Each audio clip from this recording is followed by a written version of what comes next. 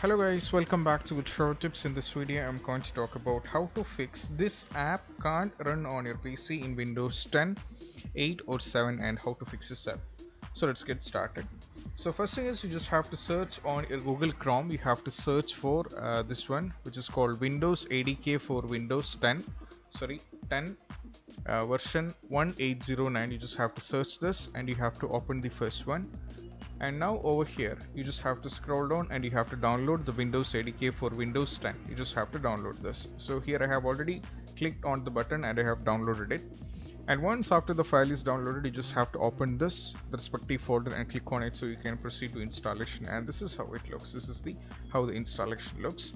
So now I just have to install the Windows Assessment Deploy Kit on the path, which I'm going to select the path where I have to go for next. Now over here I have to give no and I have to go for next, and from here I have to go for accept. Then over here I have to untick deployment tools, imaging and configuration I have to untick, configuration designer I have to untick, user state migration I have to untick, Windows performance toolkit untick, Microsoft user experience virtualization I have to untick, and Microsoft application virtualization APV sequencer I have to untick. Same way Microsoft application virtualization also I have to untick, and Windows IP over USB I have to untick, and only I have to keep this application compatibility tool and I have to go for install. So it's going to take a little bit time to get installation. So this is what you have to do, and once after you have successfully done with this, you just have to go here in the Google Chrome.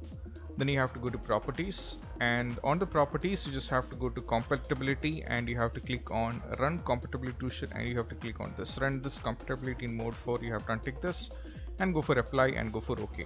So this is going to take a little bit time, and once after you are successfully done for this on the Google Chrome, you just have to restart your PC, and most probably the issue will be completely fixed and will not be having any kind of issues. And I hope this video is helpful, Guru guys, and if you find this video helpful, don't forget to subscribe and click on the bell icon for more notifications. See you soon in the next video. Peace out.